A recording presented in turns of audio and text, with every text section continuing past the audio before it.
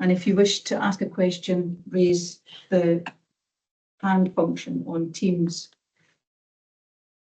Please don't use the chat function unless you have a technical issue. And can I ask those who are in the meeting to make sure they speak loudly and clearly for those who maybe have a reduced hearing. I welcome our East Renfrewshire officials who are here this morning, and thank you for joining. Takes us to item 1, apologies for absence. Sarah? We have Nicola Brown from a Commission member. I have to say to those watching, we have some Audit Scotland staff in the room with us here today, and the Deputy Chair, Andrew Burns, is also here with me this morning.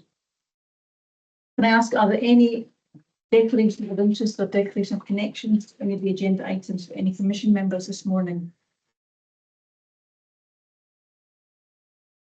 Takes them to item 4. So item 3, order of business. Can I ask Commission members to agree, as is the normal case, that we consider items 9 to 15 in the private session for reasons laid out in the agenda? Sure. Agreed. Agreed. Yes. Yep. That now just take us to the minutes of the last meeting.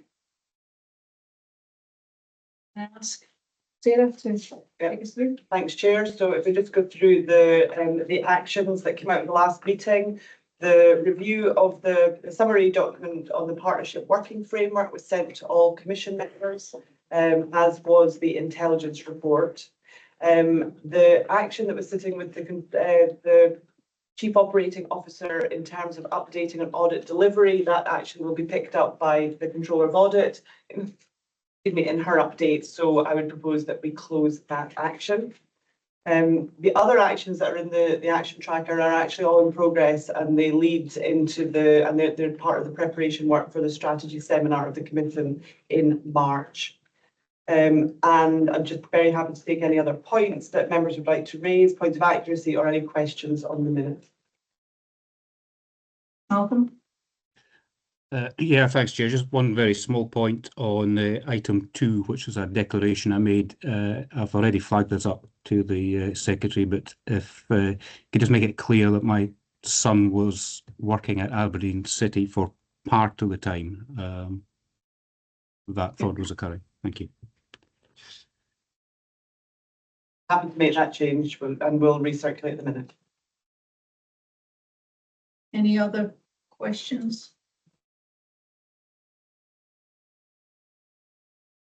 Okay, so do we have approval for the minute then? Yep. Takes us to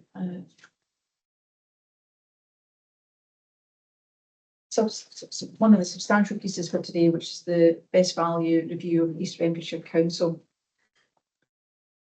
This item is a statutory report by the Controller of Audit and Best Value in East Renfrewshire Council. This report draws attention to the findings from the Council's 2023-24 annual report on how effective the Council demonstrates best value. The Commission is invited to consider and approve the Controller's report in this session. The Controller and the Audit team, who are here this morning, are here to provide any clarifications or answers to questions that the members may have to the Controller's report and the annual audit report as it relates to best value. We will then consider in private later today how we wish to proceed. So Helena, can I hand over to you? Thank you, and good morning, everybody. And I'm pleased to have the opportunity to discuss my report on best value at East Renfrewshire Council with the Commission this morning, and delighted to be joined by Rob and Grace from the audit team who are sat alongside me. My report concludes that East Renfrewshire Council has continued to demonstrate a commitment to continuous improvement and has made progress in delivering recommendations from previous reports. The Council has worked well with community planning partners, stakeholders and communities to develop a shared vision as set out in the community plan approved in September last year. The Council is updating its own medium-term planning framework to ensure alignment behind these priorities, and a detailed delivery plan is expected this April. There has been significant change in officers and members, but there are strong examples of effective cross-party working, and the Council has demonstrated good oversight and support of the East Renfrewshire Integration Joint Board. Like all councils, East Renfrewshire faces financial challenges. In-year financial monitoring takes a cautionary approach, which auditors have highlighted results in underspends at the end of each year. The council has a good track record of identifying and making recurring savings and has achieved 25.2 million over the past 5 years. The council's approach to public consultation and early consideration by the cross-party budget strategy group means that some savings can be agreed prior to budget setting meetings. Looking ahead, the council is projecting a budget gap for 25-26 of 15.1 million and 5.1 million in 26-27. And I encourage the council to set out how it plans to address these in its medium-term financial plan. The council's underspends have been used in previous years to replenish reserves, and unmarked general reserves are within the target levels set by the council. The council has also created an investment in the future reserve to support spend to save initiatives or future workforce development. Digital transformation has been a key mechanism by which the council has driven change and savings, and its current programme, launched in 2022, continues this focus. The council reports regularly its performance and published an annual performance report in September, reporting that it delivered 76% of targets against the strategic outcomes within its delivery plan.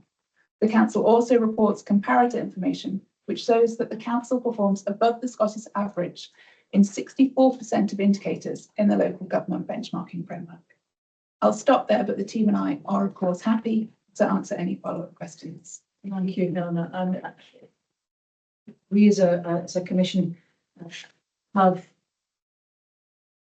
a process whereby we can have helped group the topics that we want to cover off this morning. So we haven't done that again today. I want to take the opportunity to say that the table one, I think, is something we've been asking for some time, and really appreciate that clarity around some of these key numbers. So thank you for that. The topics that we're going to cover off today are around financial sustainability, budgets themselves, the budget process, transformation, something around our performance and peer review of work, and then workforce planning. So can I start off then on financial sustainability? Can I ask Derek to start us off, please? Thanks very much, Chair, and thanks for your report, Helena. I thought on the whole it was a very good report, and there was a few things that sort of struck me in particular to start. The community discussion, cross-party working and identifying savings ahead of sort of the normal budget timetable, I thought were very good areas to highlight in the report, and the council should be congratulated in having these steps in place. I've got a few questions round about financial sustainability, and I think in some respects it's maybe just to help my own clarity, because I'm conscious this is, A, it's an important topic, and B, it's an issue we've had with a number of other council reports. So really just to help my understanding of where the council is. In paragraph 10 of your report, you refer to the council having prepared an outline revenue financial plan from 2024 to 2030. What I'm wondering is really that sort of wording between a financial plan and a budget strategy, because the external audit report on the 23-24 account states that the council recognises the need to return to multi-year budgets, which in my language implies that there isn't a medium-term financial strategy. So would it be possible to get some clarity around that, please? Thank you. Yes, of course, and I'll bring in the audit team as well to talk through some of the specifics. But the council does have an outline revenue plan which covers the period 2024 to 2030, and then alongside this, they prepare 3-year financial plans as part of the outcome delivery planning group, and the council draws upon scenarios and assumptions within that to set out that 3-year plan, but there are obvious uncertainties. So this plan sets out the size of the budget gaps, as I've reported in my report. But I think, and I'll bring in the audit team to expand on this a bit more, what it would be, what the auditors have highlighted in the annual audit is that the council could do more to set out how it plans to close those budget gaps within that plan. But I'll bring you in to set out a bit more detail on that. Sure. No, probably agree with everything Helen said. I think the key distinction that we would make is that we've drawn out in our annual reporting that the council does demonstrate a lot of good practice around its future financial planning and considerations, and it really is probably about going that step further between, and I suppose the distinction we're drawing is between the longer term financial plans and forecasts, and really setting out what the challenges and gaps might be going forward and are going forward. And that's a really good starting point for the council in terms of then a lot of the good work that's done around things like the budget strategy group that it has, and it's cross-party working in terms of how that gets addressed going forward. And then it is probably then bridging that gap into those multi-year, more detailed budgets, which we think, in our view anyway, the council is in a position to probably take that next step. Again, we've outlined in our annual reporting, the council has obviously recognised quite significant uncertainties and challenges in terms of forecasting, further out than a year at any point in time, which we recognise. But I suppose the principle would be that shouldn't be a barrier to those sort of detailed budget workings. So I suppose it's just taking it that next step into those detailed multi-year budgets. Grace, I don't know if you wanted to add anything. No, I don't think so. I think the only thing to say is that in every document they stated that as well, that they would like to get back to that really 3-year actual budgets. It's just been a level of research, so we have to let them do that so far. Eric, Okay, yeah, thanks. I think, could I maybe build on that? There are a couple of other areas I was keen to tease out. So if I get there's a working on some revenue plan, I understand the modelling and the difficulties, uncertainty around that.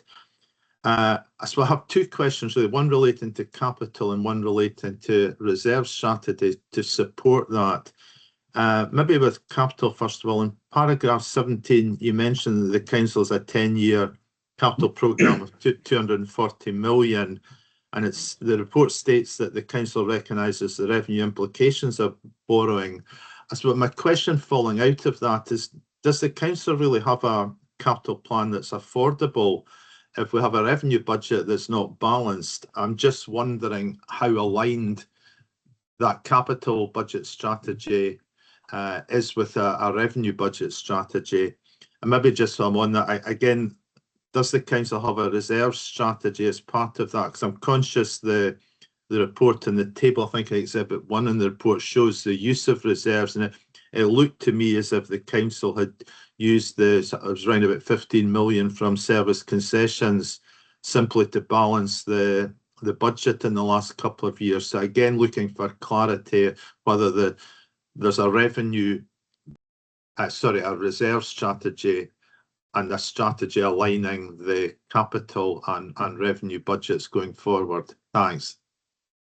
Thank you. Yeah, I'll kick off with reserves and bring in the team to talk a bit more specifically around the capital as well. So just on the reserves point, yes, the council has a reserves policy, and the annual audit report highlights that reserves sit at 2.3% of council's annual budgeted net revenue expender, which is within the target set in the council's reserves policy. And within the annual audit report, exhibit 6 sets out reserves balances over recent financial years and how those have changed.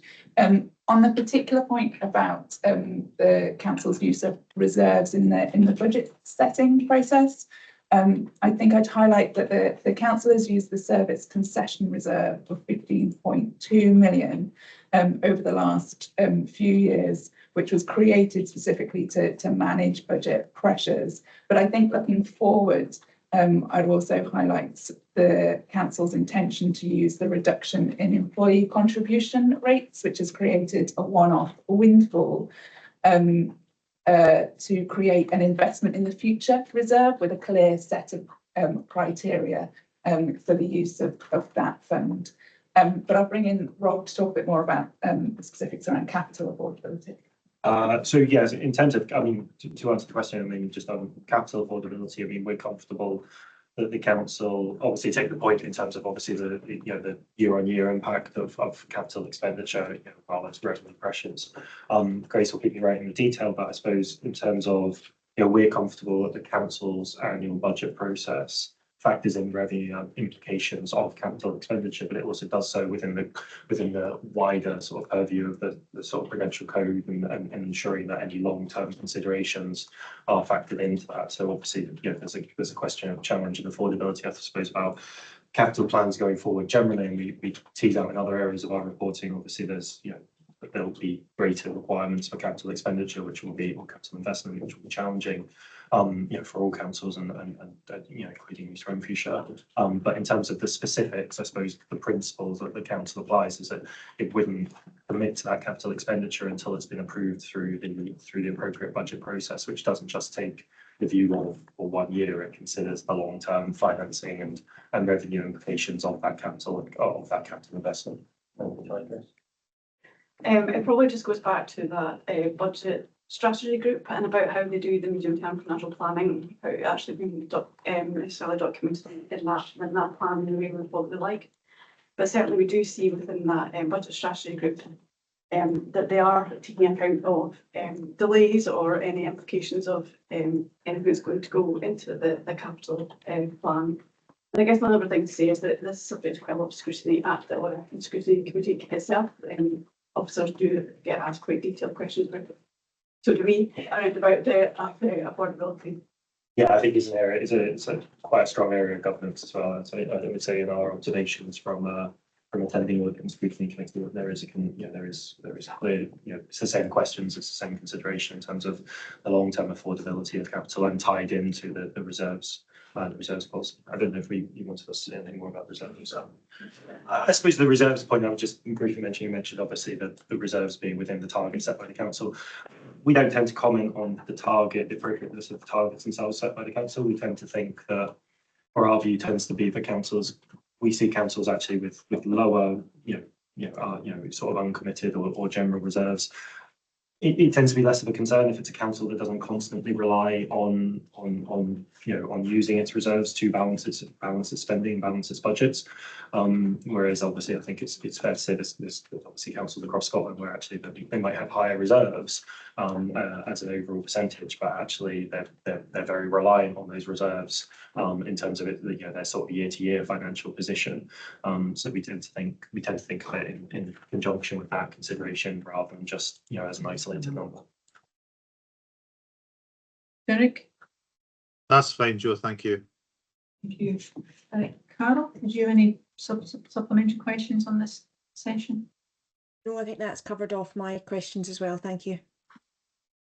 Anyone else have questions on financial sustainability before we move on? Jennifer? I wondered if I could just pick up on the scenario planning piece, because it's quite encouraging, I think. I mean, if I've understood the answer correctly, they aren't in a position to set multi-year budgets, but they do a process of setting a multi-year potential revenue plan and a potential expenditure plan. I just wonder if you've got any views, Helena, about the sort of, to what extent are the scenarios tested through the scrutiny process? Because if they're developing something that gives them a kind of envelope that they probably are going to be able to operate in, that seems like a potential area of good practice. So I just wondered what testing's done of the realism of the scenarios they're using to inform that process. Thank you. Thank you, and I'll bring the team in to talk specifically about the testing, but I suppose just to reiterate the more general points that you made, Jennifer, that using scenarios as part of that medium to longer term work is absolutely something that we'd be encouraging and recognising, because there are uncertainties, but it's important, but that doesn't preclude attempting to pull together financial plans. And I think, again, the annual audit report in Exhibit 4 gives a good illustration of the range of scenarios that are considered. But Rob, do you want to say something more about the specifics of the testing of scenarios? I'll probably pass it to more detail. That's fine. Yeah. So they do set out scenarios across a range of factors. So I suppose the obvious one is around about Scottish Government funding, but they do look at, so for example, they do actually have a growing population, but a strongly growing population, particularly around about school-aged children and I guess the older population as well. So they do use that But I guess that's where some of the uncertainties come in terms of the force mechanism and about the impact that that growing population will have. But I suppose if they were here, then they would probably say that that budget strategy group does give them that opportunity to kind of play out if this happens, then we do this. So I suppose it's that kind of clearer vision about where they need to get to with that flexibility beneath it, about how they actually do that. And just to add to that, the one thing, again, to highlight, I think, is the council's preparation of an annual planning for the future statistical document, which they update to include things like population change, age, ethnicity, health size, vulnerability, as well. And that's highlighted as part of their strategic planning. Thank you, very clear. Can I follow up? So that scenario planning does feed into the budget process and the extent to which they develop various budget options? Yes, it does. And then within so although it's a 1 year budget that they have just now, then they do set out within that the size of the budget gaps for the next 2 years as well. So it is quickly. Just some like an example of good practice that you might want to flag up. Okay, so if we've no other questions on financial sustainability, can I then move on to the budget process, the budget issues? Malcolm, can I ask you to start? Yeah, thanks very much, Chair. As Derek said at the beginning, I think this is generally a very positive report. One of the things that sort of jumped out at me, though, was around budget monitoring and reporting to members in year, which seemed to be a bit of a sort of wrinkle in the carpet, given the importance of time reporting to the political members. Now, I know this has been covered off in the action plan, but it does seem to have been a fairly long-term practice. So I just wondered if the controller and the auditors could say a bit more on that, and particularly if they are confident that more timely reporting to members will be the norm moving forward. Thanks. Thanks, Malcolm. I suppose just to add a bit of context, and this is something that the auditors and I have had a number of discussions around, and just to highlight that what the auditors have highlighted is that the council's taken a cautionary approach which means that there's a reduced risk of an unexpected overspend position at the end. But it does mean that the financial outturn could be better than members might expect throughout the year. And I'll bring in the team to talk about the detail, but it relates to how they're reporting on income issues that appear throughout the year. So it's not, I suppose, just to clarify, it's not that reporting isn't happening to members. It's just that it's a cautionary approach that the council is adopting in terms of that reporting. So, and I think, again, it is worth highlighting that the operational underspend of 6.9 million that's reported in the annual audit report is just 2.4% of total net revenue expenditure. So it is worth putting in that context. And there are clear explanations and accounts as to why that underspend has materialised. But again, I'll bring in the team to talk a bit more about this. Carry on. Yeah, sorry, Grace, something if there's any detail, I suppose, just to really echo what Elaine said. I think we have commented for 2 years in our annual audit report, and in this report, obviously, we do consider the in-year budget monitoring to be, I suppose, like Elaine said, on the more prudent side. I suppose the context for that is that the explanations and the rationale for variances when they get to the year end. I suppose we do have a degree of sympathy with officers that they do tend to relate to what we kind of refer to as things like significant and unusual transactions, or things that are genuinely more related to sort of one-off uncertainties, or when there's understandable sort of sensitivities in the year. To be clear, I mean, it's our observation, obviously, that there's potential for those to be, potentially in some instances, reported or flagged potentially to members earlier in the day or earlier in the year. But in a lot of cases, and I think the most recent report, the specifics were quite quite understandable in terms of where that came out, and I suppose also a reasonable degree of sympathy with officers in terms of not wanting to confuse, I suppose, elements of, one-off, potential underspends or upsides, with like underlying, I suppose, recurring challenges. And there is that degree of balance that through the financial year, actually members are trying to agree, recurring savings, longer term plans to be more financially sustainable. And I think there's probably a degree to which there's a degree of ensuring that that's not seeking to sort of confuse those two matters. I think Grace will talk about some of the specifics from last year in particular, but I think it's understandable that those matters tend to come to light later in the financial year, I suppose. Yeah, Grace.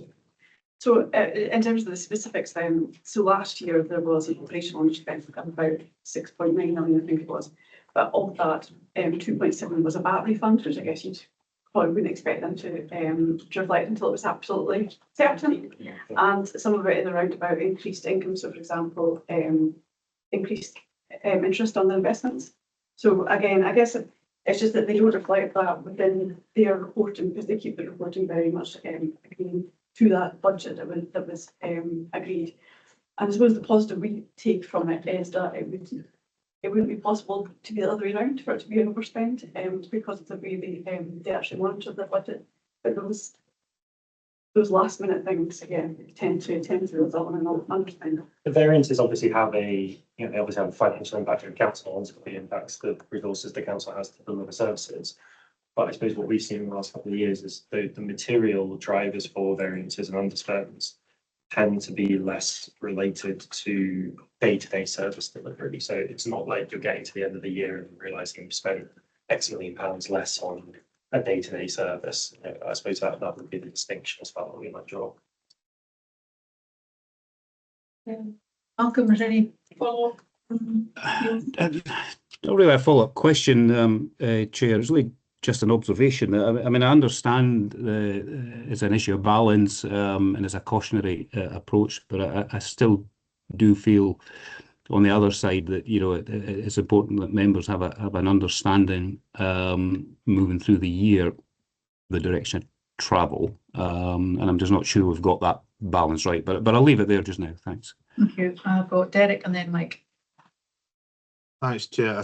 I think Malcolm's highlighted an area that I wanted to explore as well. So I guess I would want to tease this out a bit further. And I suppose where I'm coming from, it's the question of the sort of quality, if I could use that word, of the financial monitoring that goes to members. Because I suppose one thing that always worried me was if the financial outturn for the year was significantly different from what was being reported to members during the year.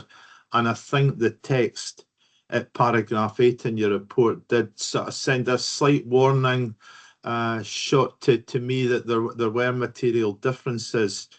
I wonder if I could maybe just then sort of take a question that's slightly different from Malcolm's and try and tease out. You mentioned a number of one-off items, but from my own past experience, I wondered about council tax and things like provisions for bad debts. Are those part of the regular monitoring reports and updated on a monthly basis to reports, or is this part of a sort of year-end adjustment? Because there can be quite material variances there that if they're not monitored during the year-end position can be quite different. So when you mention in paragraph 8, Helena, about additional income sources, it would be interesting to hear. I take the point about VAT, and I don't want to question that. Is there anything else of what might be a more routine matter that's only adjusted at the year end? I'm getting the impression the focus on the budget monitoring is on service expenditure, but to me there are other areas that could form part of that monitoring. Thank you. I'll bring Grace in on the specifics, and I think I would highlight though that in terms of quality of reporting and financial papers that are presented, I don't think you've highlighted any concerns. But Grace, do you want to pick up the specific? Yeah. So it is a fair comment around about the expectations about income for council tax. So for our time. That was one of the areas that certainly auditors used to comment on for East Renfrewshire Council. So we haven't seen so much of that. So I think that has obviously been brought in, and so we're not getting those kind of mismatches now that come up during budget monitoring or when we look at the downturn. I guess that in terms of the budget monitoring reports themselves, and we would say that they are good quality, and they are actually very, very easy to understand. And in terms of, we see quite a lot of budget monitoring reports across the sector, and East Renfrewshire tend to be very straightforward and very easy to follow. I guess that we have to put a question in my head about our elected members going to be relying on this underspend by magic in every March, because there is now been a new chief financial officer, so who will likely change that approach and have our own approach. So I guess it's one that we'll continue to watch. Derek, you happy with that? Anything else? I'm happy to leave it at that, Chair. Thank you. Mike? Thanks very much. As others have said, it's nice to start the year with a positive report on a well-performing council. I'd also add, I found the format of the actual paper, the actual accounts and the thematic very easy to cover. And like Joe, I loved Exhibit 1, the table in the controller's report. What I'd like to focus on really is sort of between financial sustainability and budgets, and it's sort of how red is the red rating for financial sustainability, at least in the short term, relative to others, in that you've got a budget gap in paragraph 10 of 15 million, though that my understanding is, you correct me if I'm wrong, that will have been prior to the latest Scottish Government's figures, and also ahead of council tax, and that there is a plan to use a certain amount of reserves. Just to get can you give me a sense of what the in-year recurring savings are needed next year out of that 15 million? And my other question really relates to the IJB, where in-year support has been provided in 23-24, to get a sense of what the ongoing pressure on the budget is from that area, and how far that's reflected in the budget gaps. Thanks very much. Thanks, Mike. So I'll bring in the team to talk about the IJB specifically, but just to flag again, as I already have, the close relationships, I think, with the IJB, their membership as part of the budget strategy group, and being reflected in the council's medium-term financial strategy, I think are all positives. But I'll bring the team in to talk a bit more about that. In terms of the 2025-26 budgets, obviously this is still very much live discussions.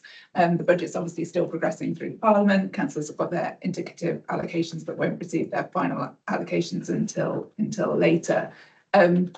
In terms of the specifics as we know them at the moment, the council has, through its process of agreeing savings, already got, I believe it's about 3 million of savings already agreed for 25-26. They are also planning on using, I think it's about 2.5 million of the service concessions reserve as well. And then I think obviously in terms of closing that gap, they've got decisions to be made around, it's 2.3 million from the service concessions reserve. They also, as you alluded to, might have decisions to make around council tax and fees and charges as well. And then what further savings they can make. I don't know if the team have got more detail on that at this point, but it's obviously very much a live discussion. I mean, I suppose in terms of, again, basically you can go into more detail, I suppose, just in terms of the timing of our reporting, another thing just to confirm, obviously, clearly our annual report was before, and the ratings and sustainability was before a number of areas which could impact it. Obviously, it's at any point in time. I suppose it did reflect the fact that, we did consider it to be as, significant work, still to be done, which I think the council recognised and continues to recognise through its ongoing work in terms of future budget planning. Obviously we're sort of re-engaging now for the 2025 year, and we'll see where we go, especially with the budget process, which will be finalised soon for 25-26, and then the future financial plan, as well as the council's response to sort of longer term financial planning. Grace, I don't know if you wanted to say anything more, because obviously the process is still ongoing in terms of 25-26 counts. Yep. So I think that other than the 3 million that I think Helene has already identified, that they have identified through the budget strategy group, so the rest of that will be a mixture between council tax and other savings that they will really be closer to or at the budget setting meeting. I guess I just wanted to pick up about the IJB, because I think we do think that that's quite good practice about how they're responding to that just now.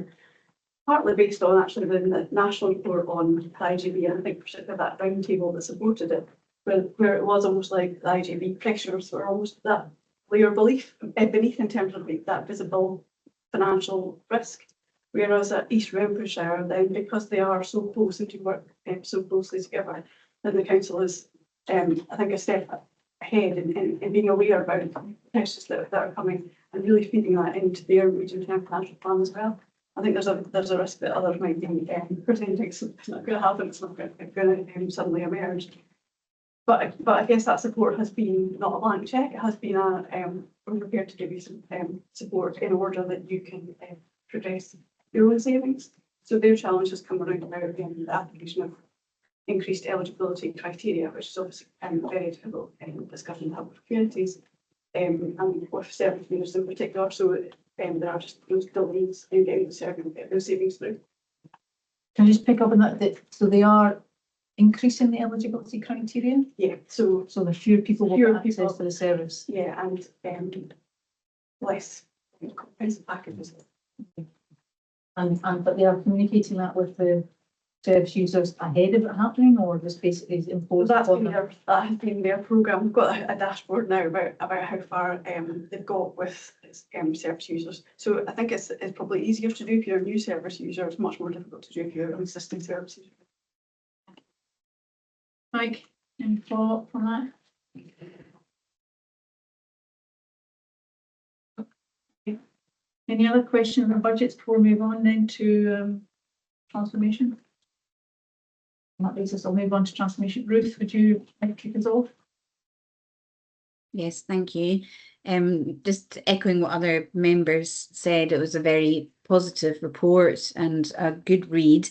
One of the areas where I thought there was maybe slightly less detail was around transformation projects, and I wondered if you had a sense of whether the work being done in that area was far-reaching enough in terms of doing things in different ways, transformative ways that might support making efficiency savings going forward. So I'd be interested on your thoughts around that. Thanks. So I think, as I've highlighted in my report, a big focus of the transformation has been the digital transformation programme, and the report set out, the benefits that the council has been able to calculate in terms of productivity improvements in that regard. As to the question as to whether the scope of the transformation work is wide enough, I'm not sure I'm yet in a position really to comment or offer a view on that. I mean, I think ultimately there's a management decision for the council who are much closer to the operational end, and their understanding there, I think, is key. But I suppose what I would highlight is that transformation is obviously the theme for our next best value thematic, and one of the sort of the things that I hope that we'll be able to do as a result of that is then look across the sector overall at transformation. And I think from that piece of work, we get hopefully a better idea, I suppose, on the scope and range of transformation being considered across the sector, and therefore whether there was scope to go further or learn the lessons of others. But I'm not sure at this point. I'm really able to offer a view on that, but I do think it's welcome that the council are reporting on the outcomes of its digital transformation programme on an annual basis, and that it has been able to quantify productivity gains and cost avoidance measures as part of that. I don't know if the team have anything further to add at this point. No, I think that's something that obviously we'll be doing more work on that as part of the upcoming audit. Thank you, that's helpful. Mike? Thanks very much. On the digital transformation, two questions. One is just in relation to the digital tools that the council have developed. How far are they, as it were, replicable in other local authorities, or in order to avoid investment and development lots of different times? And the second is, I saw that the sort of workforce savings arising from the digital transformation program so far, which looked relatively modest compared to the longer term sort of scale of shift into digital and related technologies. And I wondered how far the council's planning is reflecting the sort of ambitious and realistic degree of staff resource savings through digital. Thanks. On, I suppose, the question of replicability, if that is a word, I think again that's something that we might be able to consider more as part of the transformation piece and the wider work that we're planning around that. But I suppose I would say that some of the examples that have been highlighted in the digital transformation space are examples that we know that others, for instance, are also taking forward. I think that, you know, the handheld devices for frontline staff is one that we've discussed in previous reports as well. So I think there are lessons and you know, there is commonality in some of these spaces as well. But I'll bring in the team. Grace, I don't know if you want to comment about the integration of the digital work and the transformation work and the wider strategic planning of the council. Yeah. So in terms of how easy is it to replicate, I think the bit that I was most surprised about last year was actually the bespoke nature of a lot of the data stuff that they're doing in terms of the dashboards and stuff development, because they do actually have a team who are ready to develop data. Other stuff though is much more off the shelf. So for example, when they brought in a new revenue service, for example, then obviously it's off the shelf, and then they almost backfill the team based on that. So you know, they match the team to the new system. So there's two different parts of that again. But I guess that in terms of the modest savings that they've made so far, I think that they, like other councils, have really struggled to be able to kind of demonstrate their productivity gains.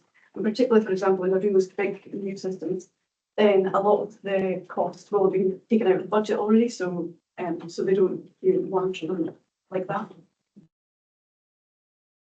It's a difficulty in monitoring productivity improvements, as you do actually have to set a baseline, and you do actually have to go back and show the baseline has been. It's not easy to do. It's not, but if you don't set out to do it, you're not going to do it. So I suspect that's one of our kind of challenges. How do you think we can help thinking on all that?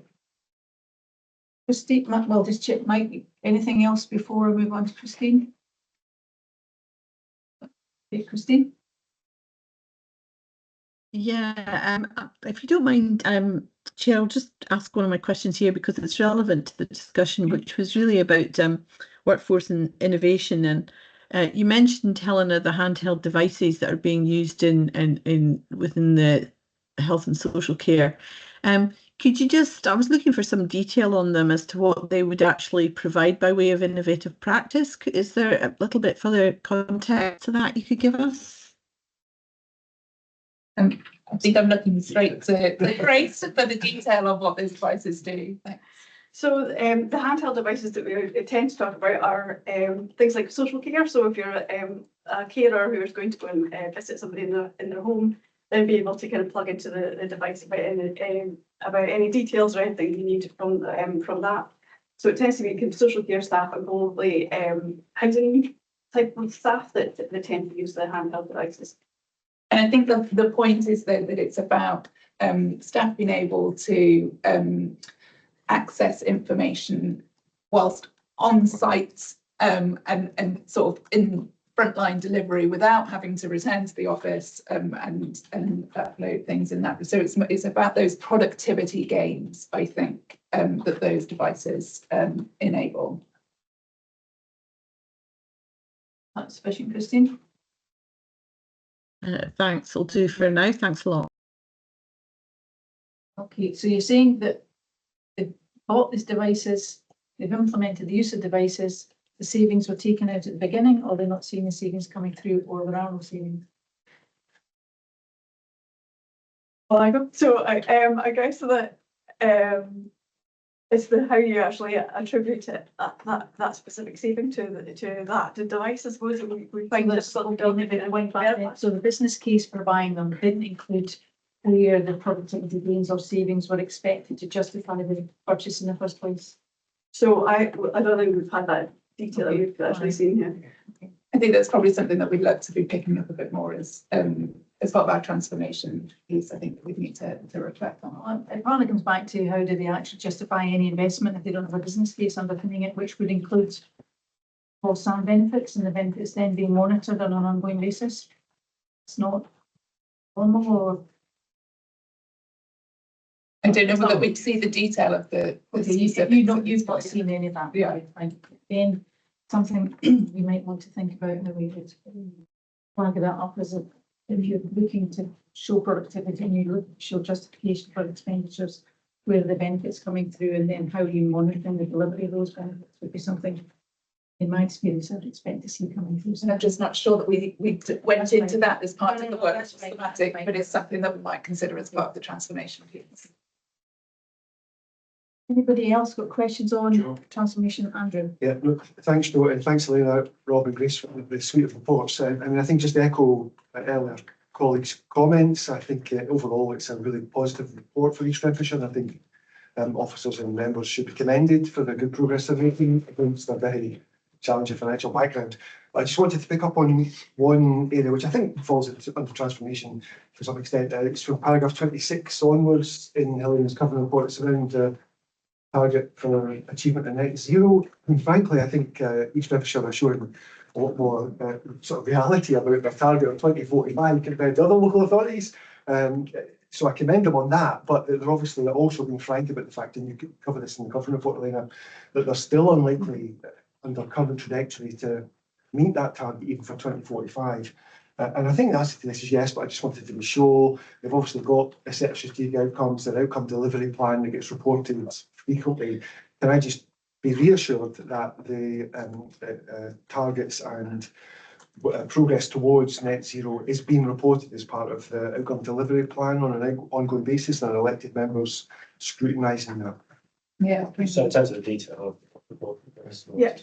So it's included within the reporting on performance overall, but they've also got a specific get to zero action plan, which they report, I guess, as well. So yeah. Great.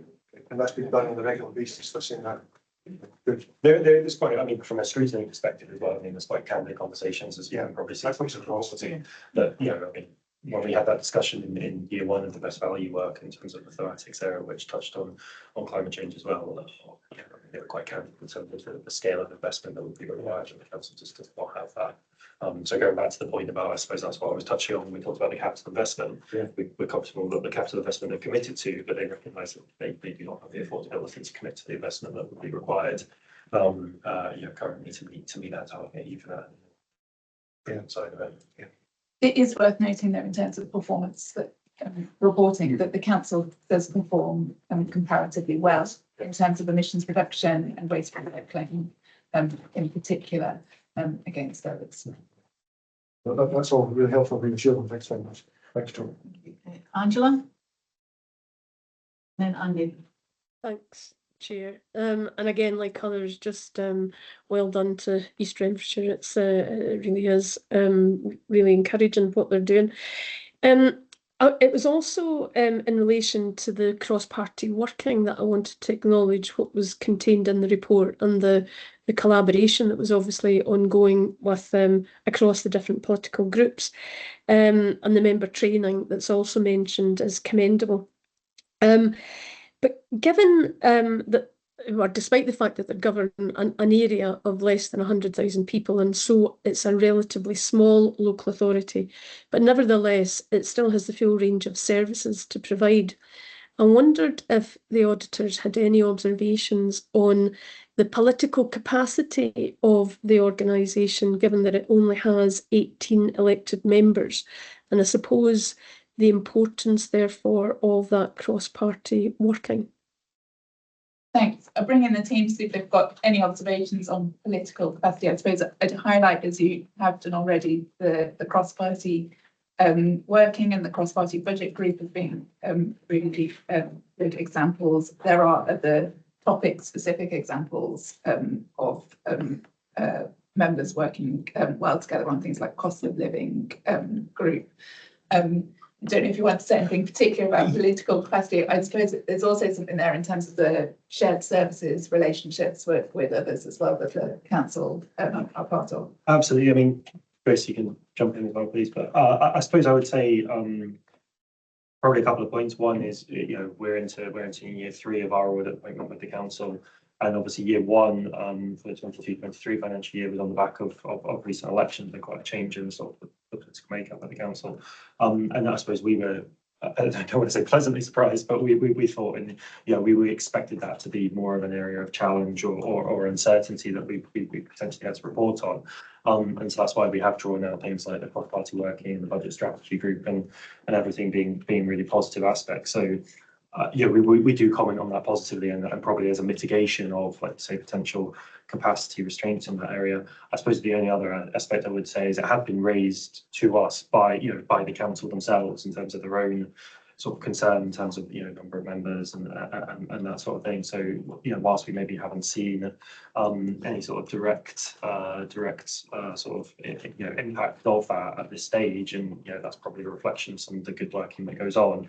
I think it's fair to say the council itself is very aware of the potential risks around it.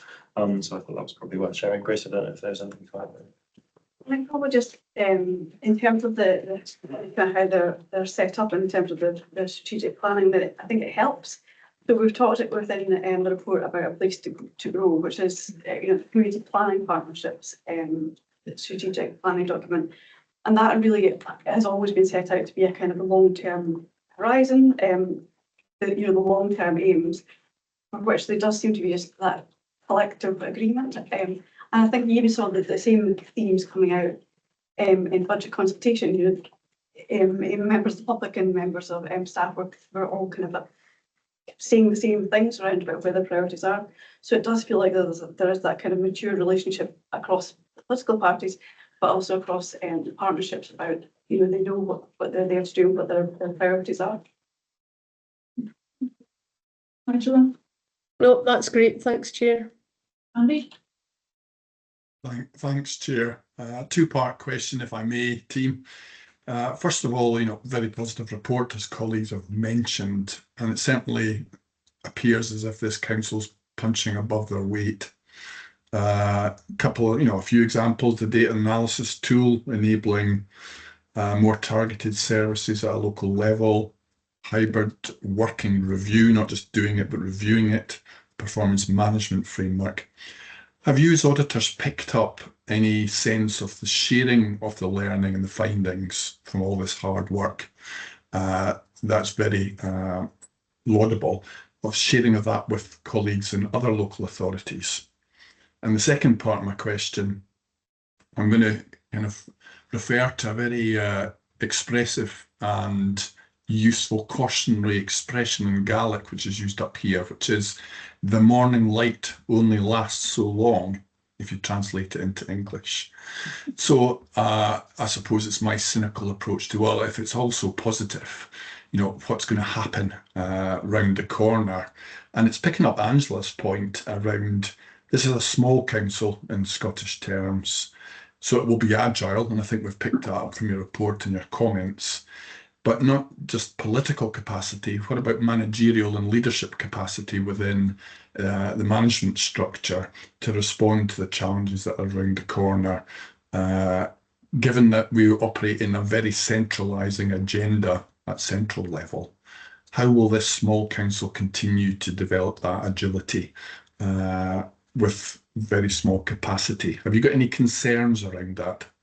So two-part question. Hopefully that's sensible to you.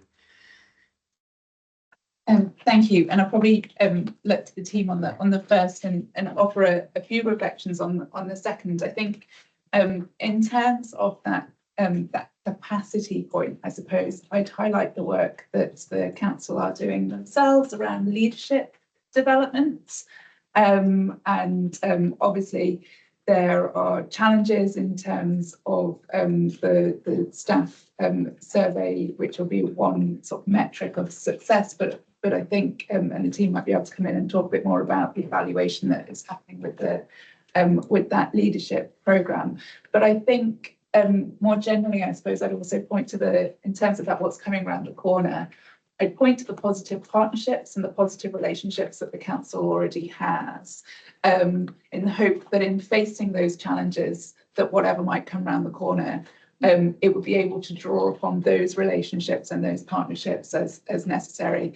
It is part of some shared service arrangements.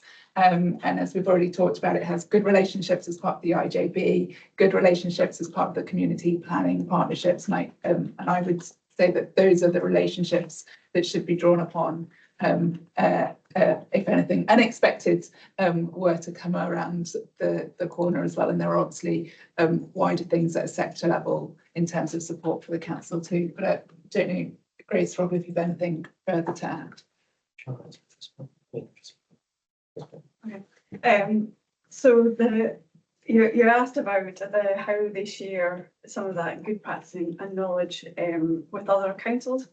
And I guess that we haven't specifically looked at a lot of detail about what they do in partnership with others, but we are just aware through conversations that we have around how switched on they are with COSLA groups and with other regional groups, in particular the West of Scotland regional groups and about, and that kind of feeds into very much about the skills partnerships and things like that.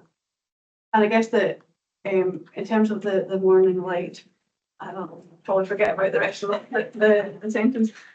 I thought that the data that you mentioned earlier was one of those really good examples of how they're doing that, because I think that it's quite easy to say that East Renfrewshire are a pretty affluent area, that they've got good schools, and that everything is great for them. And they've really used that data to look for what they're missing. And so for example, there could be older people who are sitting in very expensive Victorian houses that are really, really drafty and are beginning to struggle. So they are actually trying to kind of target it almost at a postcode level to find who those people are and how they can get help to them. So I guess that they're not complacent around about the population that they have.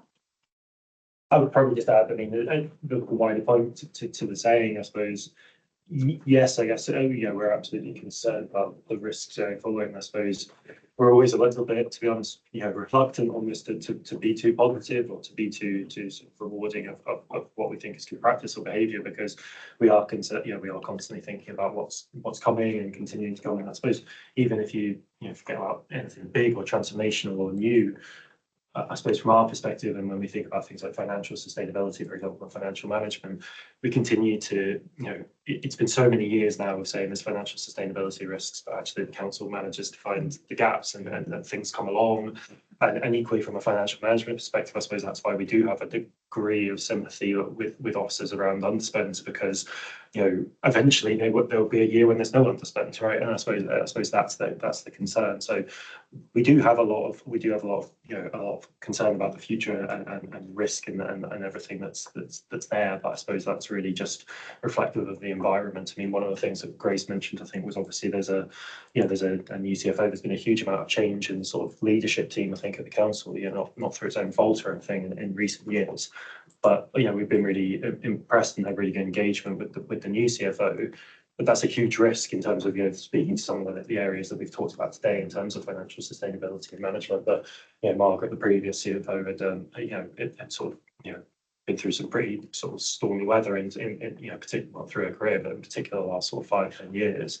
So that in itself is a huge risk, and there's multiple instances of that, as well as the continually challenging environment before you even get into things like transformation and what else is on the horizon. So we're absolutely I suppose that's one of the key things we're trying to do through our reporting, is set out things like the risk and make sure that from a public reporting perspective there is no chance of complacency. Christine? Yeah, that's true. If you don't mind, I'll come in here as well. But one of my questions was really related to community planning partnership and workforce. So given that we were just discussing that and the place to grow, your report, Helena, mentions the 3 pillars and the 5 strategic outcomes. What do you know what those are? Just off the top of your head? Not so much the outcomes, but maybe just the 3 strategic pillars that the CPP are working towards. It just would be helpful to focus my next question in terms of workforce. I don't know off the top of my head, but frantically they are. They are in the thematic, but I'm not there at the page quickly enough. Great. So the pillars are our children and young people flourish, our communities and places thrive, and we all live well, which was essentially a amalgamation. So there was previously 5, and then merged them down into 3. Yeah, thanks. So leading on from that, and given that the community planning partnership is working so well together, are there any signs of cross-system working in terms of workforce that could be deemed as interesting or innovative, or is it not as far along as that? Great, so probably tend to give the detail if you've got it. I can't think of any specific examples that were innovative that we mentioned. Okay, if we haven't got any, then we can ask you to make that, don't we? Okay. No, please don't make them up. No, that's fine. Thank you. Interesting. Any other questions on information?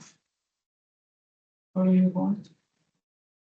Mike, you wanted to pick up on performance, which I think neatly follows on from finance, budgets and transformation. You want to pick up on performance? Okay, thanks very much. I mean, I think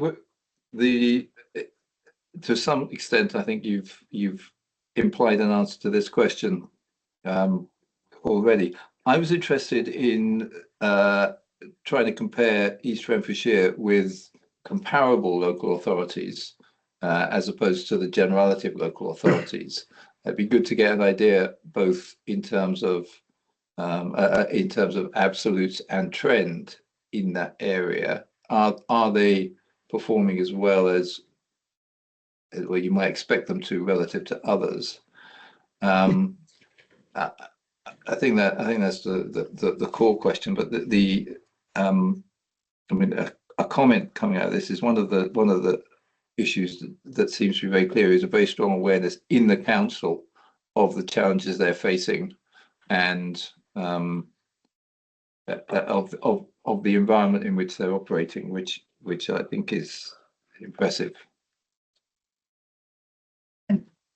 Thanks, Mike. So just in terms of that comparative performance, and as I've already said, I think generally East Renfrewshire's performance is consistently strong, and I've highlighted there are a number of areas where it has been ranked consistently in the top one or two.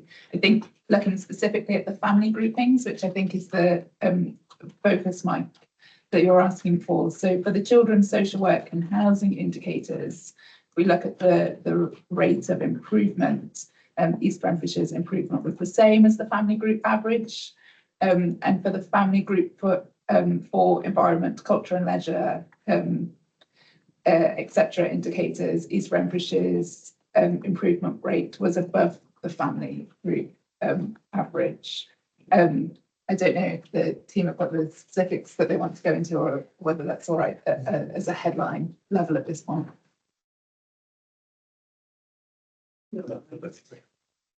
Mike, does that give you what you were looking for? I think I think that answers the question as far as it can be answered at the moment, I guess, on the basis of the data.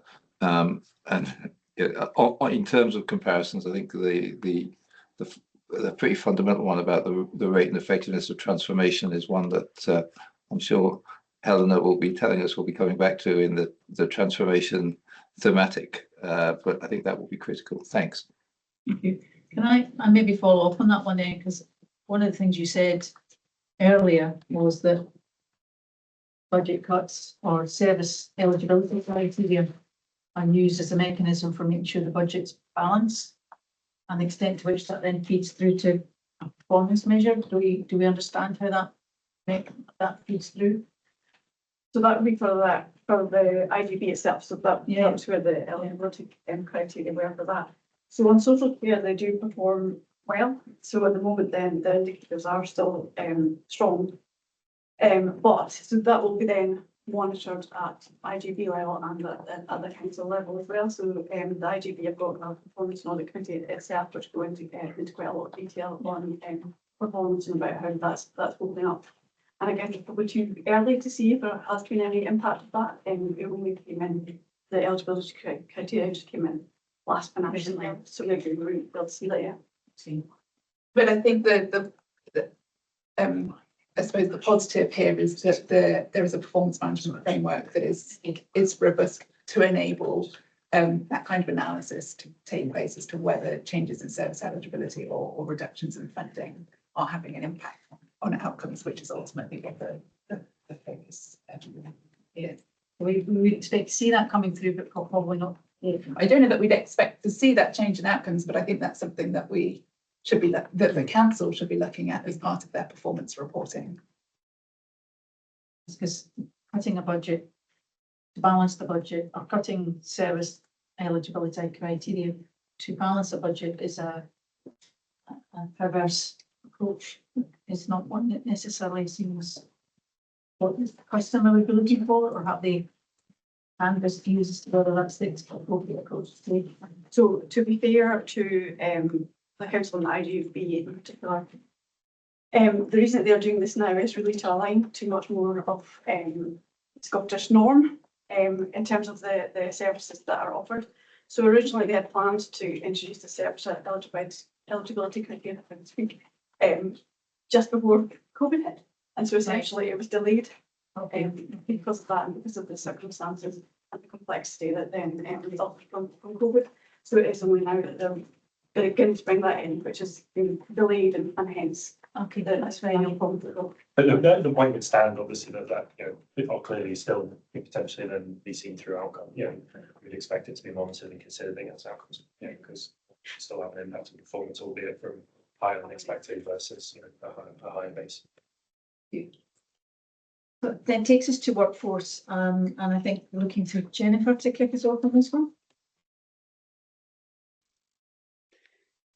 Thank you. I think a number of us have questions on the workforce piece, and I think there's a sort of broad question, I suppose, about it looks from your report, Helena, and indeed from the more detailed auditor's report on best value, that the council is doing a lot of good things in the workforce space. It's got leadership programme, it's got its health and wellbeing programme, but there's an area of concern around how well colleagues in the council then engage in things like staff surveys, staff engagement and things. It's a bit of a red flag, because a council that's doing such good things with its workforce, I think I'm surprised that the workforce aren't more enthusiastic about providing the feedback. And I just wonder if we can get any more insight into whether we understand why that is and what the council is going to do to try and address that. I saw from the detailed Best Value report that the council has accepted the recommendations around the need to deal with this problem, but I wasn't necessarily confident that on the clarity of the action of what were they going to do different. So I wondered if you could comment on that. Thanks, Jennifer. And I think I'll pass to Grace, who's got since the thematic reported, there's been another employee engagement survey as well. So I'll pass to Grace, who can give the latest one on that.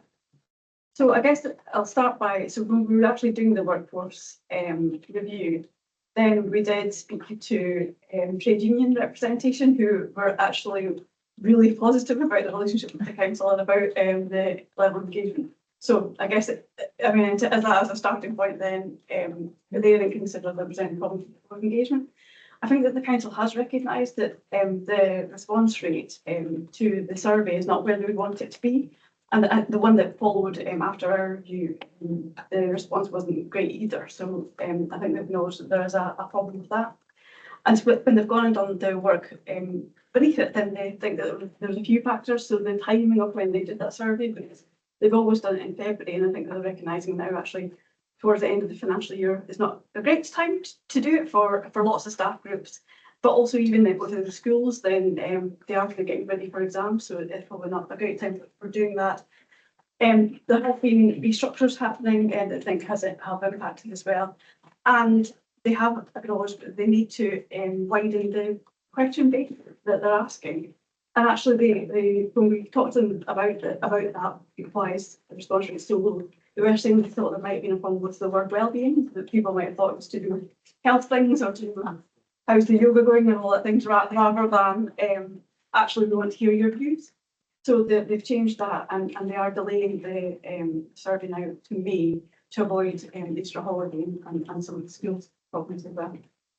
I think the only other thing I suppose I'd add is that the wellbeing survey is obviously only one metric, one sort of source of data as well. The council is introducing information dashboards for managers at service level, which will have a much stronger approach to data collection and analysis, covering things like employee turnover, absence rates, and those kind of metrics as well.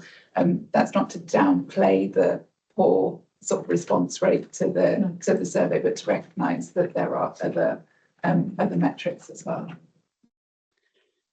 I suppose if I can just quickly follow up on that, because actually, Helena, you've started to answer the next question I had, which was, employee surveys are a sort of bridge to say, are all these interventions working? What really tells the council whether these things are making a difference are those employee metrics like turnover and absence rates and things like that.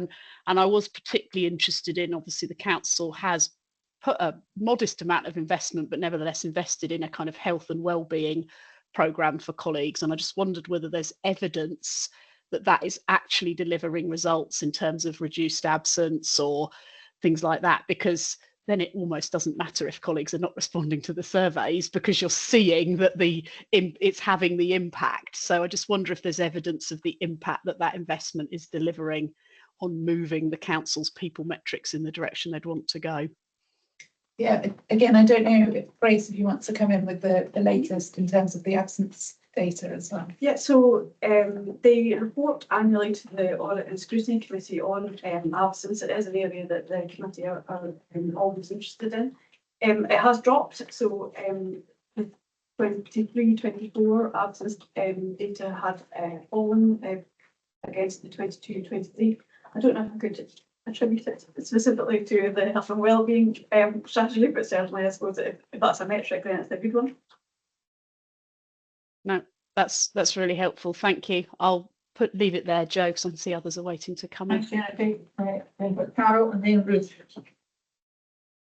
I had the same question as Jennifer, and again, I'd like to congratulate the council on the very good performance, and particularly on the local government benchmarking frameworks. It's very strong performance there, which really why, same as Jennifer, there was the question on the low response to the wellbeing survey. And I suppose my question is, that's one survey, one snapshot. Have you looked back at the trends of whether this council just, other measures, other surveys, have there been low responses, or is this just really a blip? Because if it's so low in that one, it does have an inconsistency to me around, it looks very good on, but are people actually disengaged in other areas, and it's not coming to the fourth one? And is there some disconnect or disgruntlement in staff that maybe is not being picked up by the what looks like very good results, but that could be eating away in the background? And it's just reassurance on that. And I don't think it is from the answers you gave, but it's just teasing out, is there any kind of underlying gripes there that maybe should be surfaced to make them even better because they're performing well? So I think, again, and I'll bring in Grace to reflect on some of the detail, but just in terms of the survey response rates, obviously it's two surveys now that we've highlighted with poorer response rates than the council would hope for, and obviously they've committed to take action, and Grace has outlined some of the reasons for that. I think also the conversation that you were reflecting on there with the trade unions and also the absence in data as well, I think wouldn't point to those kinds of issues that you are highlighting, but Grace, do you want to come in on about any other insights? I think that in the conversations, and they have been reflecting that it's different employee groups, and it's quite easy to get, an office-based finance person is very easy to get views from. It's much harder to get views from people who are actually out and about. And I guess that's why we did want to spend that time with the trade unions to really understand what kind of issues are coming up from you. And certainly there doesn't seem to be any long-standing or widespread gripes around about anything. Even where some of the questions were not as good as you would have hoped, around about the quality conversations that people are having with line managers, there was a little bit of a pinch of salt in terms of what the trade unions were saying about that as well. But people are having these conversations and not badging them as actual performance conversations. So we didn't get any sense that there was anything lurking out there that they should be concerned about. And I guess probably just important to mention is that they do have this new people strategy, which has been very much a kind of area of focus over the last year. And that was one of our areas of challenge, was around about, well, how do you actually measure the success of that people strategy if you're not getting this response rate? So, we'll come back and we'll hope that we'll get a higher response rate, but I think it was certainly one that was taken on board by the council. Thank you. That provides the reassurance I was looking for. Ruth? Thank you. Yes, I just wondered, I read that only 14% of the workforce could benefit from hybrid working, which I thought was quite a low percentage. And I just wondered how that compared with other councils. Obviously, there will be roles that hybrid working just doesn't apply to, and I understand that, but it can be quite an attractive feature for people, particularly on recruitment and things, if hybrid working is an option.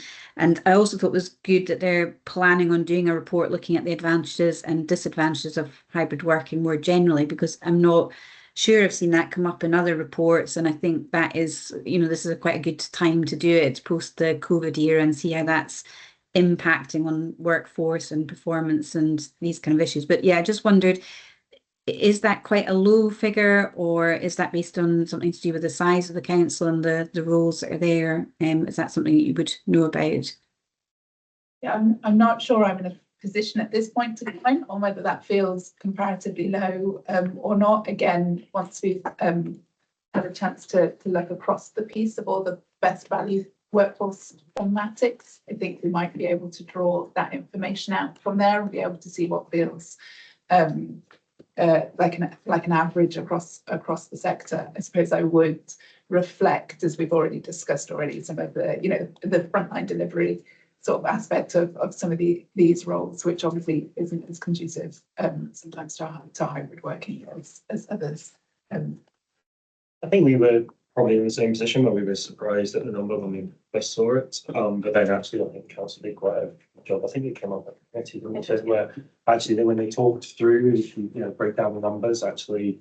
And we don't have that detail at hand, but you know, break down obvious employment groups where you know it's not really possible. But even then, some of the areas where you potentially think it could be doable. I mean, we've touched on things like, for example, even within more of an office environment, things like those in supervisory roles are actually it's much more challenging for obvious reasons. So yeah, I think we take the point that we couldn't really speak to provide the council environment, but I think we were in a similar position where we were surprised that it seemed quite low, but then actually the council had could explain it, I suppose, or rationalise why that number was lower than it might have seemed. Yeah, the council, so the research that they did some benchmarking with other councils in Scotland reported that to the scrutiny committee.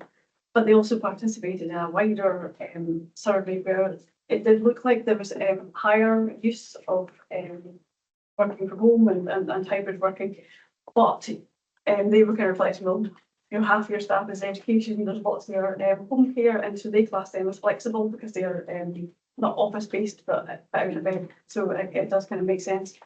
And I guess that the interesting bits I think that I took from their benchmarking was around about how attractive it is to younger people in particular. So part of their people strategy being around about being more attractive to younger employees, and it's certainly one of the factors that could help with that.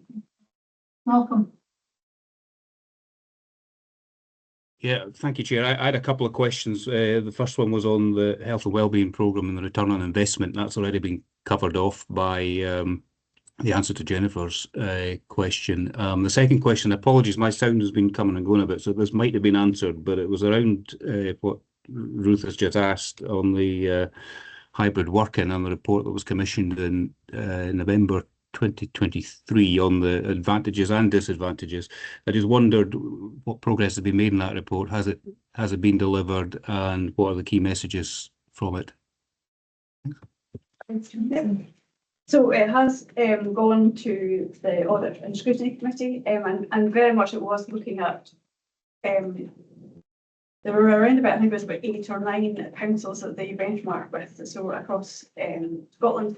And so they were looking about, have they made it non-contractual or have they made it a contractual agreement, and about the parameters around hybrid working. So for example, I think for most people in East Renfrewshire Council, then they are obliged to be with a team, so within the actual office 2 days a week. So they were looking about whether they're out of step or whether there was anything they could learn from other councils. And I think that the next stage is really that is helping to inform the action plan that supports the people strategy that they have developed. Watch with interest to see what the outcome from that is. Thank you. Yeah, thank you.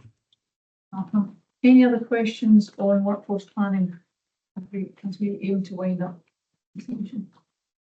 public session? No, is there no? Yeah, we've got some more items in public. So if there are no other questions on that, I have to thank Helena and the team for answering our questions, and we look forward to doing a private session and to think through how we report that. We'll report that back. Thank you. That then takes us to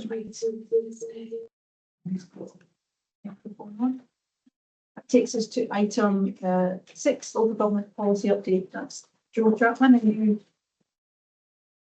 Are you visible on the screen? Thank you. This is the extremely helpful local government update report, which I've no doubt will respond lots of questions from commissioners. So if you want to flag up anything in particular you want us to be thinking about. Thanks, Joe. Apologies for the slight silhouette appearance I have at the moment on camera. So yes, the policy update report this month is a shorter report, which reflects it has been a relatively quiet period, not just because of the festive period, but also that kind of immediate post-budget period as well. And expect an uptick in activity in the next few weeks, obviously, particularly as councils start setting out draft budgets. We have the Aberdeen City Council report mentioned at the top of the policy update report. Obviously, members have had statistics since that was published last week from the communications team, which show that it was very widely covered and very well covered across local and national media, print and broadcast, albeit modest engagement on social, which is an interesting kind of contrast. 3 other items to highlight, but the announcement regarding the sort of releasing of the 145 million funding that had been tied to teacher numbers was quite significant. The letter from the Finance Secretary to the Local Government Committee, which I mentioned in the report, there's a few interesting points in there, particularly around the statement around the accountability and assurance framework, and also the expectation that the recommendations from SLARC around councillor pay will be funded through the increased general revenue grant. And a couple of publications that the SPICE local government budget briefing is always quite a key and useful guide to local government elements of the Scottish budget announcement. And there's also lots to explore in the Improvement Service annual report. There's a few updates on consultations this month. So there's the one on the Equality and Human Rights Mainstreaming Strategy, which will be coming members' way out to draft response to that, possibly next week, possibly the week after. Looking for any comments on that by the end of January. We have the consultation the government have launched around the possibility of a local authority general power of competence. We've got quite a bit of time on that one. It's the end of March that closes. So at this point, we're kind of looking just for any views on kind of our approach to how we respond to that, you know, in what form we respond to that. But there's something that's being actively worked on by colleagues. There's a lot of detail in it and a lot of questions asking, really referring heavily to kind of existing provisions in the legislation and asking kind of what more local government would want from that and how that could, you know, happen in practice in terms of the legislative provisions and how any further powers specifically would be useful. The third one to mention, which is not in the report, is we've had a recent UK government consultation launched, and that was just before Christmas as well, around some reforms the UK government is pressing on with to local audit in England and reform of that. And actually Sarah's going to talk a little bit more about that just now. Yeah, so the UK government launched a consultation on the 18th of December and they want responses by the 28th of January. So that gives approximately 4 working weeks to consider a consultation that really doesn't just focus on creating a local audit office, which is part of the proposal, but actually, and at the moment, a lot of functions are kind of spread across different bodies, so it proposes bringing those all together, but it actually goes beyond that. It looks at things like the power to examine IVAs, which is obviously something that is relevant to our future public audit model discussions. It proposes that in 2027, there'll be a review which will consider if auditors should assess whether local bodies achieve value for money. It also looks at whether the local audit office can hold the power to require bodies to make changes to their accounts, which would obviously fundamentally change the kind of role of auditors. And it's also suggesting that responsibility for the code of local authority accounting should move from CIPFA to the local audit office. So obviously our colleagues within Audit Scotland are looking at that with interest. It's a very rigid consultation. There are 32 questions and it doesn't allow for a huge amount of flexibility. But what we were going to propose is that I work with the team in Audit Scotland and that we perhaps have an aligned response. So we have an Audit Scotland more technical response, but we have a kind of aligned or complementary strategic response from the Accounts Commission, which I would work with and work with Andrew and Joe to submit by the 28th, which is not that long. I will send a link to the consultation following this meeting. Thanks. We've got 2 or 3 questions. Oh, we've got a full house now. We've got Andy, I think we've got Mike, we've got Malcolm, and we've got Derek at the moment. Thanks, Chair. And just relating to that last point from Sarah, that's obviously the formal consultation, but I hope that Audit Scotland are heavily involved behind the scenes, being able to give some advice to whoever's thinking around reform south of the border around that. Any kind of thoughts about that informal approach as well as the formal. And the other point I would make is around paragraph 16, the Scottish Household Survey, and on to paragraph 18, where it's a rather depressing reading around the fact that in the last 10, 11 years, according to the survey, figures have dropped from 40% to 30% about how well councils are performing is being reported to the public. So 30% is pretty poor, but I think it underpins the discussions we've had over the last few months about the SPIs and just how important that we are consistent and determined around that. So if nothing else, it's kind of a vindication for some of our thinking around that. Thank you. So in order of who's fastest off the button, we've now got Christine, then Malcolm, then Mike, then Derek. Christine. Yeah, thanks. Grateful to be fast at anything. Right, so I have two questions really related to the consultations, the Local Authority General Power of Competence one. I see there's round tables organised, etc. Is there going to be an opportunity for Commission members to listen or maybe contribute to that? Because we do have quite a breadth of experience across the piece within the membership. So I just wondered if that would be useful at all.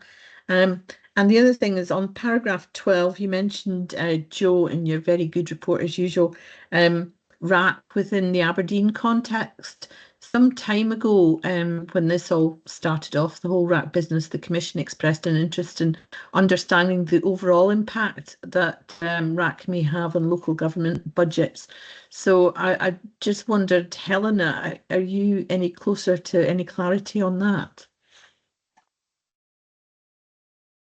Do you want me to come in on that now? Yeah, so that's something that we ask auditors to consider and feedback on as part of the current issues reporting, which has just actually a commission has gone to auditors this week. So I'll be able to provide more of an update on that for the strategy seminar, I think, when I get that return back. I mean, on the general power of competence, yeah, we will speak to our, I mean, the Scottish Government, it's their consultation, so we will speak to the colleagues in the local government division to see if there's scope for us to be involved in that. I think we've got to do a bit of thinking about how we would position a response, and especially as Joe said, because they seem to be laying out the fact that, you know, you've got, it kind of starts from the premise of, well, there's lots of legislation that potentially is not being fully utilised. But yes, Christine, we'll see. Just to come back on that. Yeah, thanks, Sarah. I think just in terms of the way we've aligned our strategy over the past, well, certainly 6 years or so, as far as I'm concerned, I think it would be useful just as that progresses, just to see if there's anything we could usefully contribute. Thank you.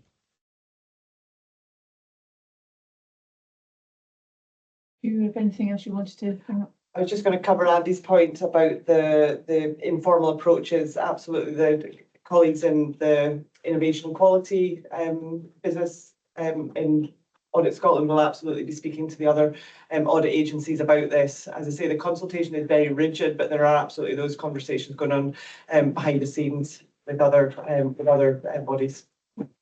Malcolm? Thank you, Chair. Yeah, it's just a quick question of clarity on paragraphs 10 and 11, which deals with the teacher pupil ratio. I was just wondering how that's calculated.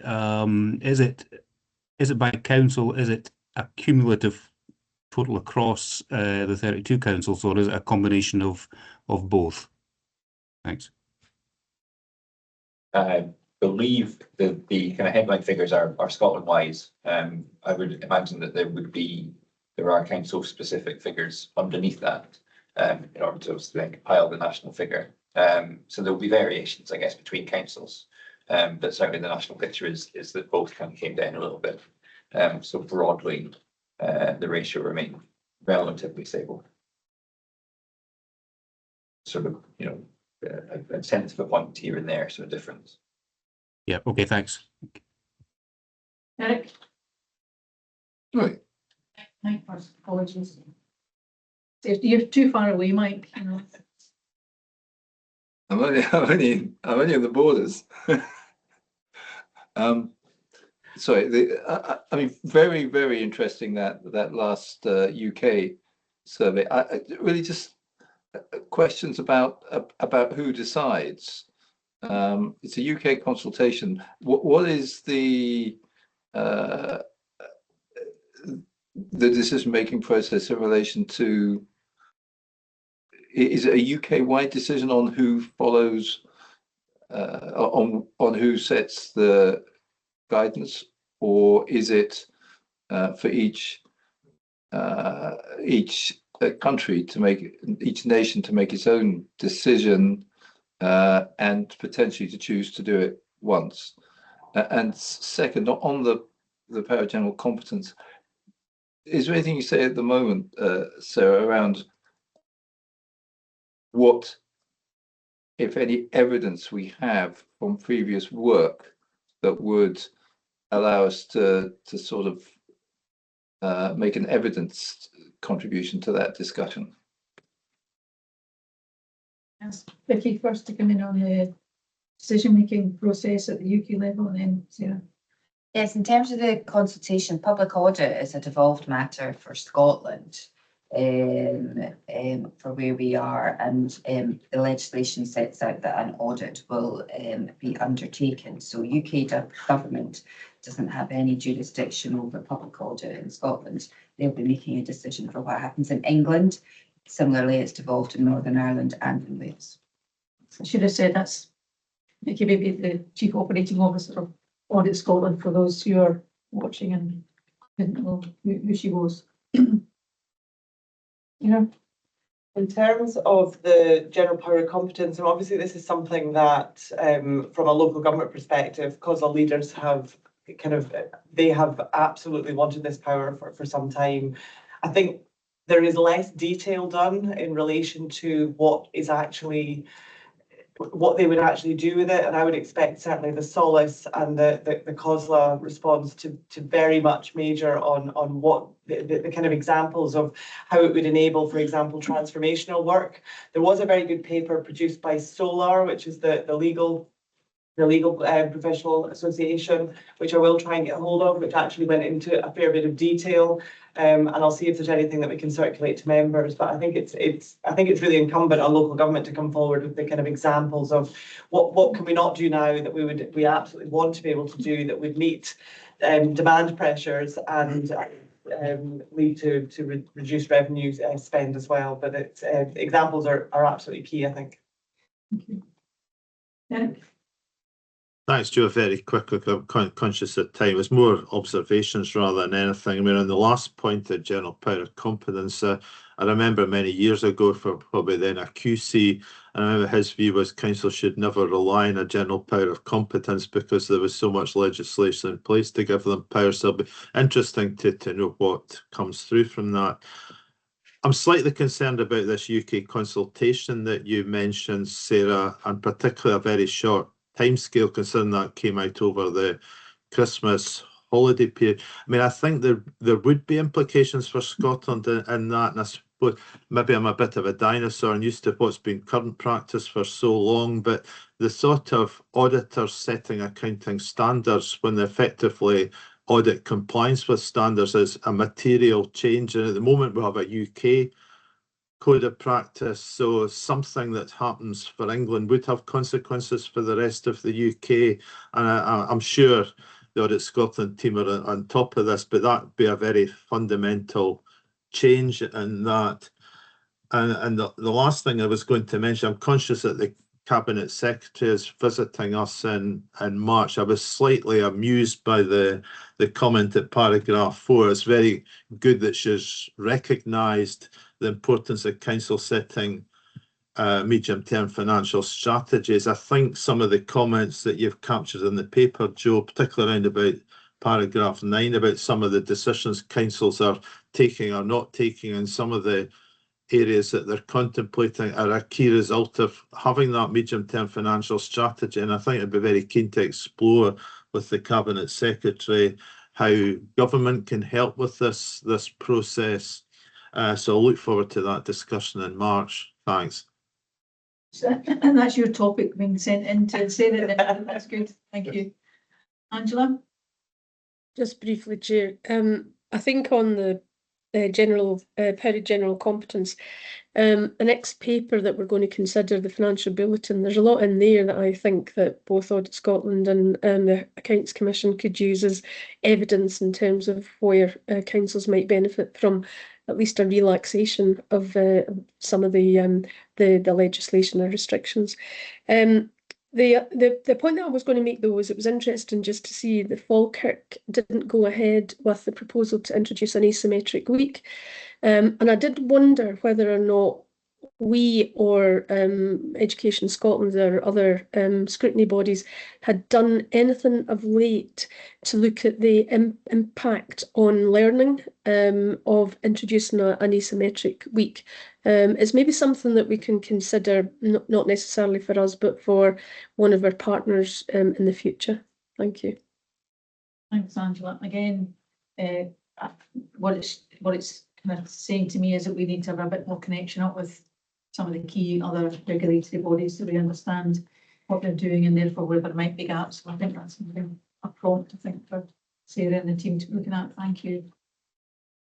Any other questions for Joe? Again, a really useful document. It's triggered lots of debates. It doesn't mean to stop here. Clearly, if there's anything you want to follow up on, speak to Joe and or Sarah about it, but thanks for that. That then takes us to the Chair's update, which you've got a copy of, and I'm just about to read some comments for the public to this session. As part of the Commission's response to the Aberdeen City Council fraud report, I have now written to all Chief Executives to highlight the issues raised by this case. The letter is published alongside the report on the Audit Scotland website. It was copied to Directors of Finance and external auditors, and I've asked Chief Executives to ensure it is shared with their internal auditors within each of the councils. Looking a bit further ahead, I will be attending the Directors of Finance section meeting on the 7th of February, where I will be there to listen to their views on our financial bulletin and our reporting and the forthcoming budget briefing, just to get an understanding of what they make of it, what they're taking from it, and possibly also what they might want us to consider in our developments. And then finally, I will attend the Improvement Service Board, as Sarah said, at the beginning of the 21st of March, to discuss the recently refreshed joint working agreement, following agreement at their board in December. I will provide an opportunity to reflect on our strategy seminar discussion and discuss our priorities for the coming year, again as part of our wider stakeholder engagement. So on that basis, and given the note, I'm happy to take any further questions in public on my report. No questions?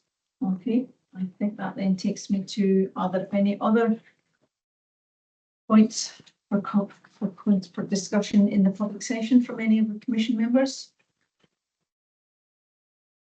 Nothing. So on that basis, I will call this meeting to the public section of this meeting to a close and ask Lee to stop the recording. Thank you.